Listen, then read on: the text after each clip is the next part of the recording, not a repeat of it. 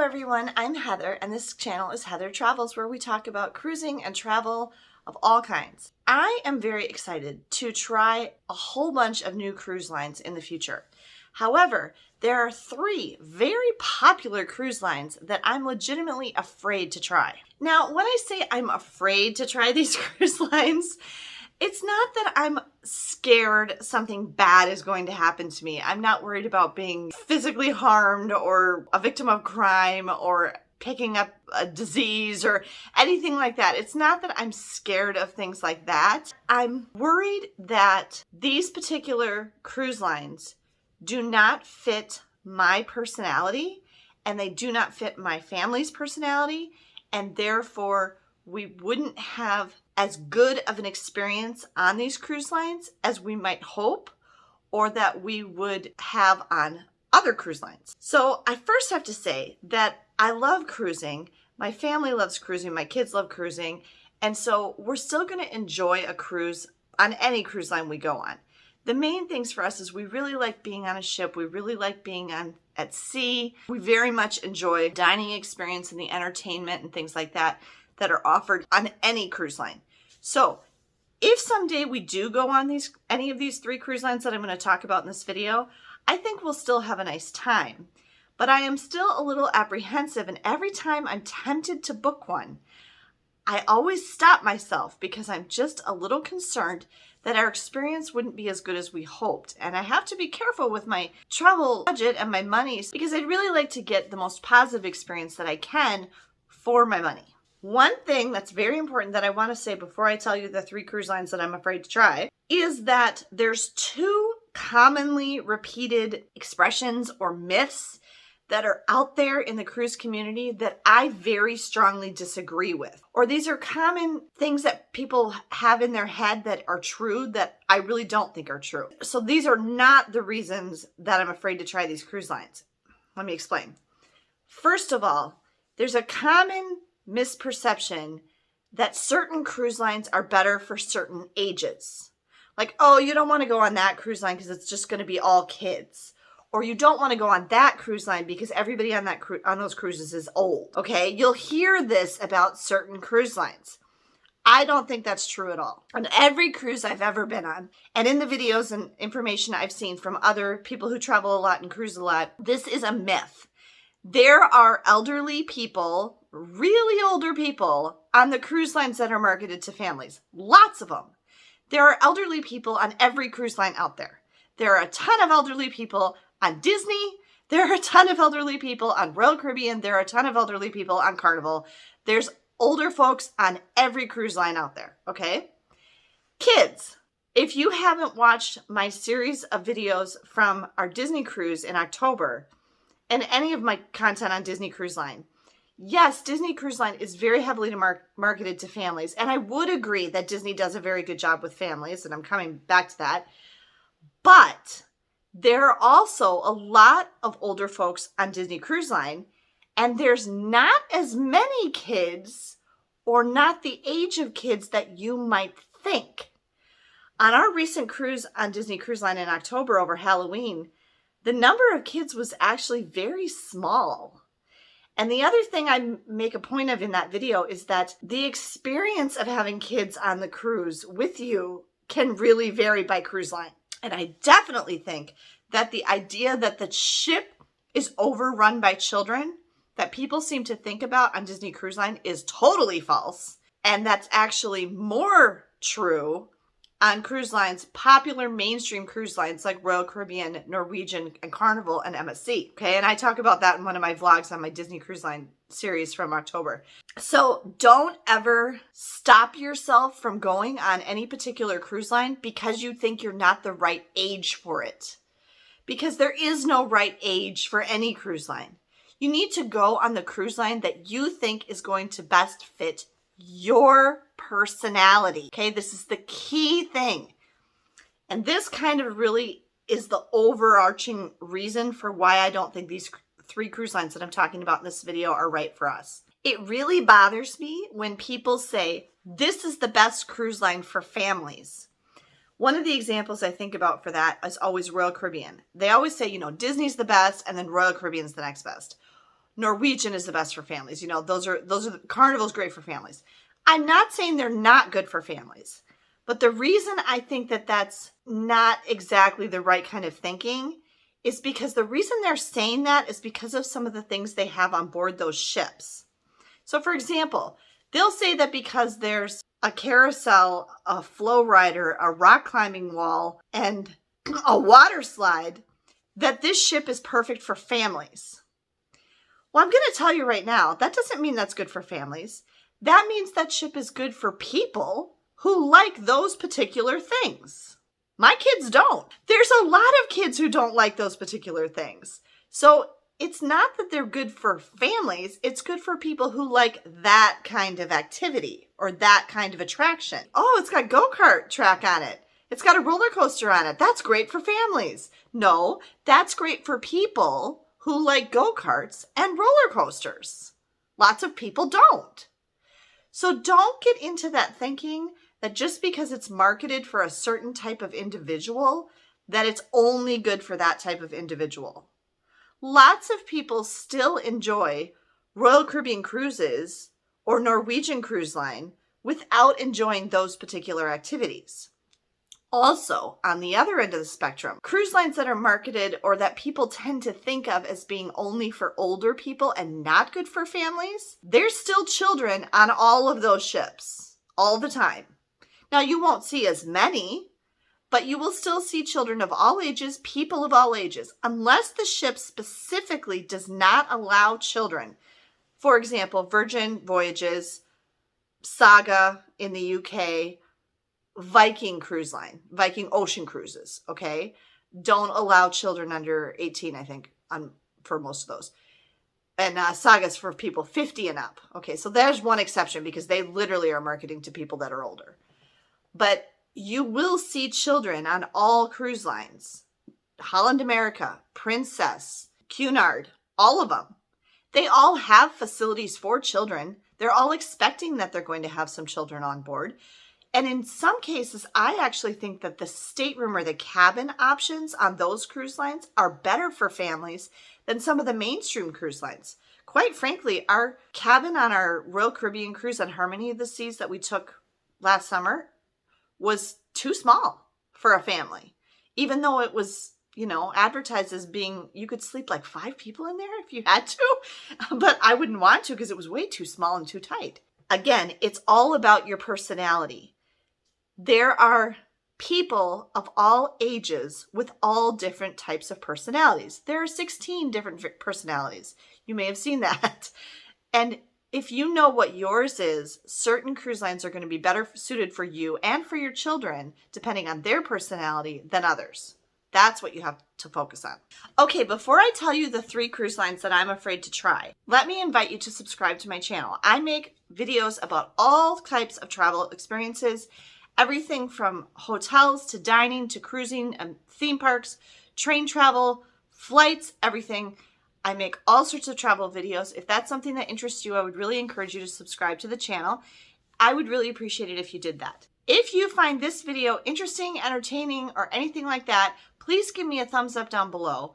And I'd also like to say, if you would like me to make another video about the cruise lines I most want to try, that I'm most excited to try, give me a thumbs up for that too. If I get at least 25 thumbs up on this video, I will make another video about the cruise lines that I most want to try.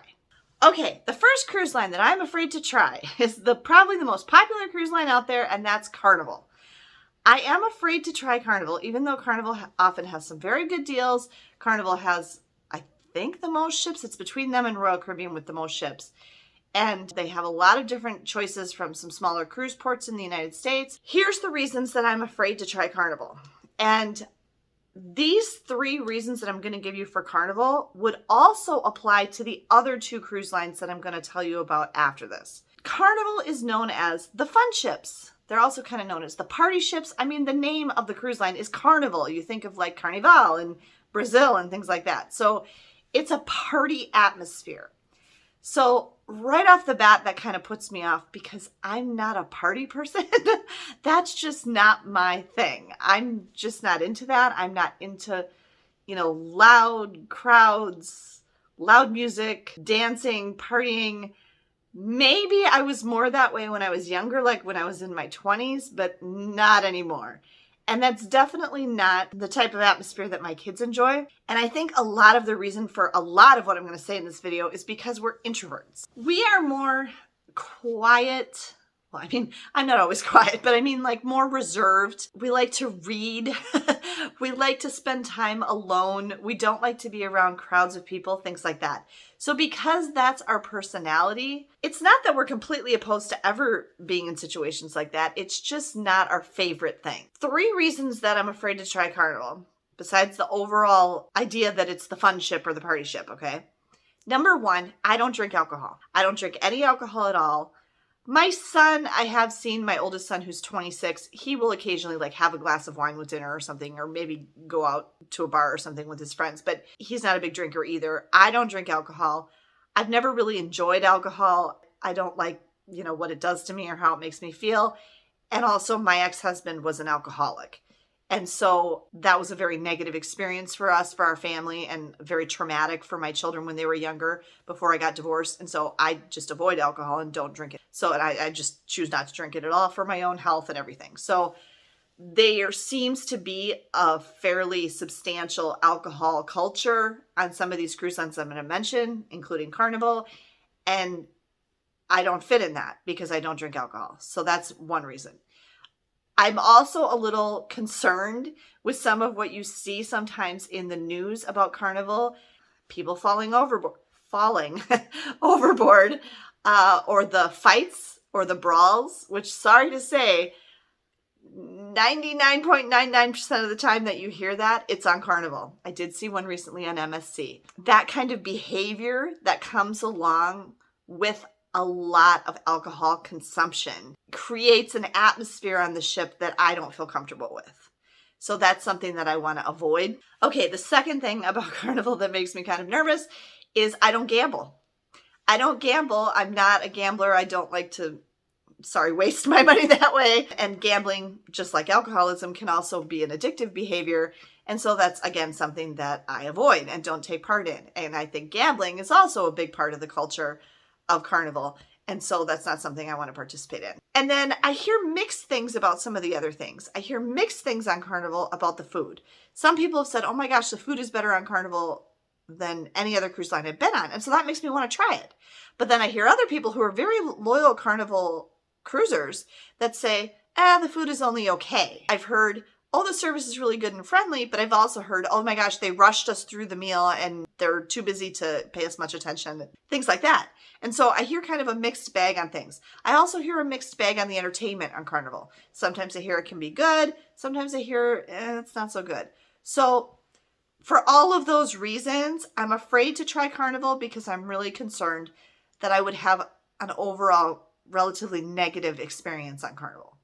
Okay, the second cruise line that I am afraid to try is similar, another very popular cruise line, and that's Norwegian. I'm going to try to give you different reasons for each cruise line, even though those ones I said about Carnival could also apply to these other two. One of the reasons that I'm a little bit afraid to try Norwegian is because of their whole campaign that they are freestyle cruising, okay?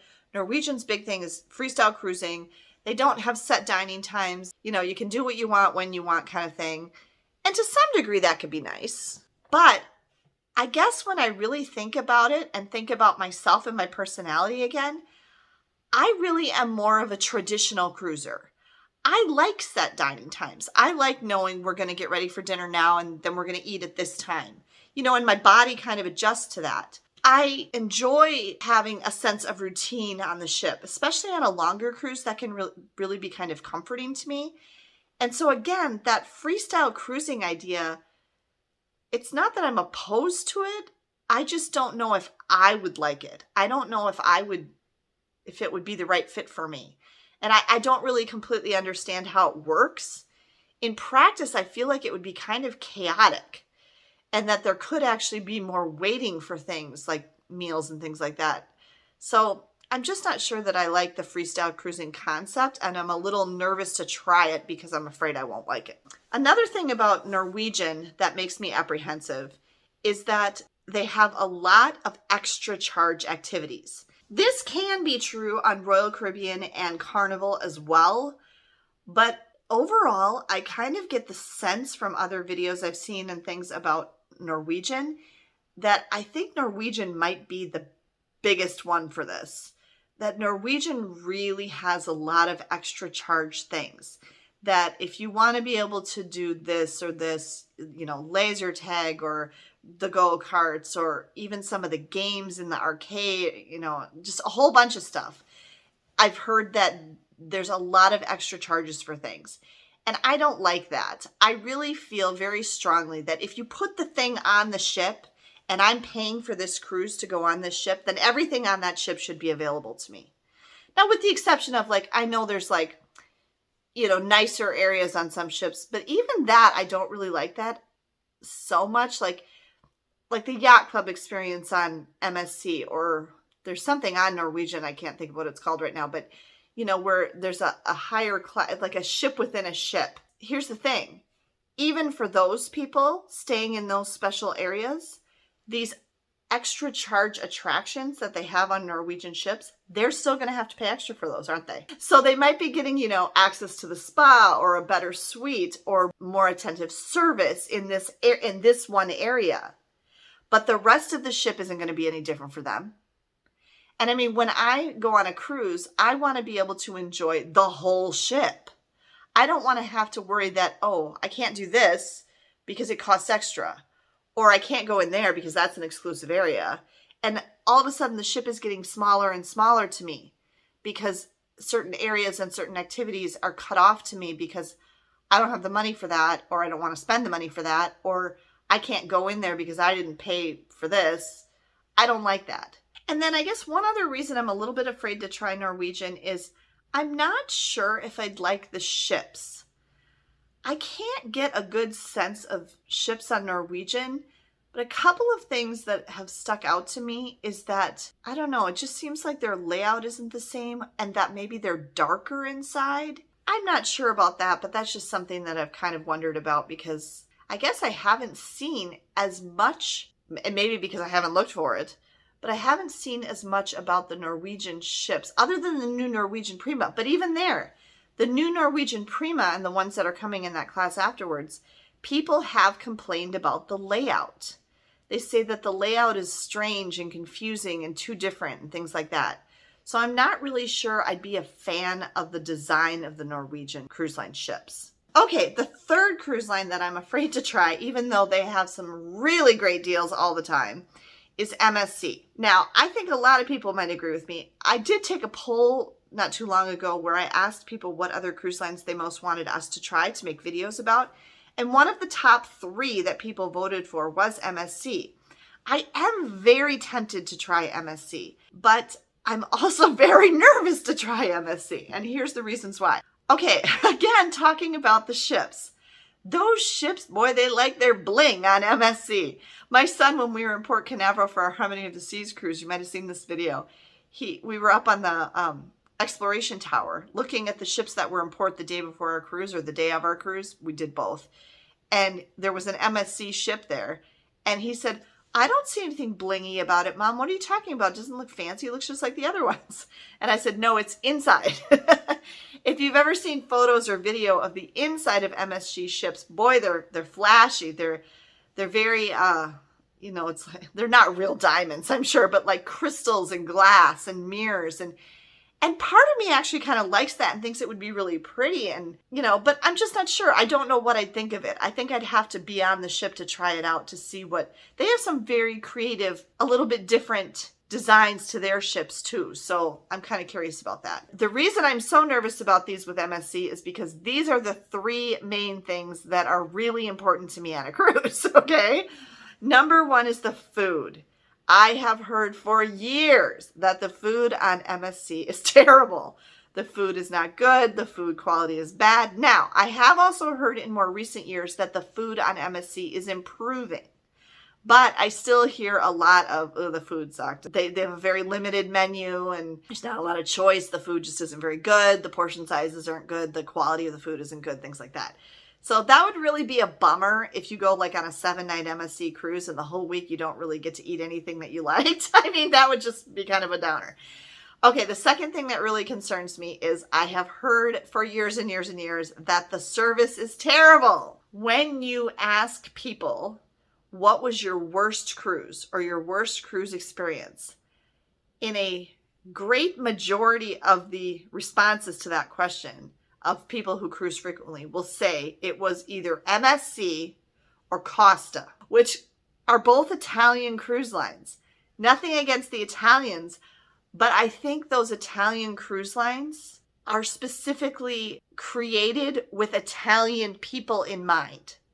And if you're not Italian and that's not your culture, I don't think it's going to feel as comfortable for you as if you were. I really think that probably Italians really enjoy Costa and Italians really enjoy MSC. They do a lot of Mediterranean cruises almost year round. And if you want to do a Mediterranean cruise in the off season, you're really probably going to have to go on one of those.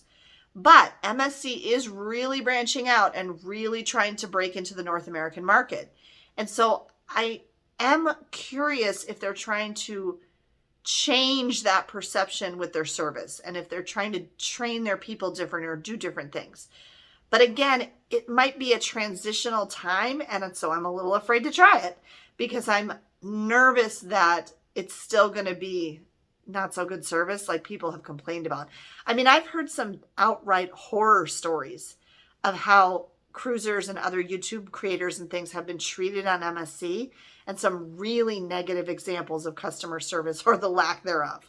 So that really definitely makes me apprehensive about trying MSC, is because I've heard the service is so terrible. The last thing, and then I have one little added thing.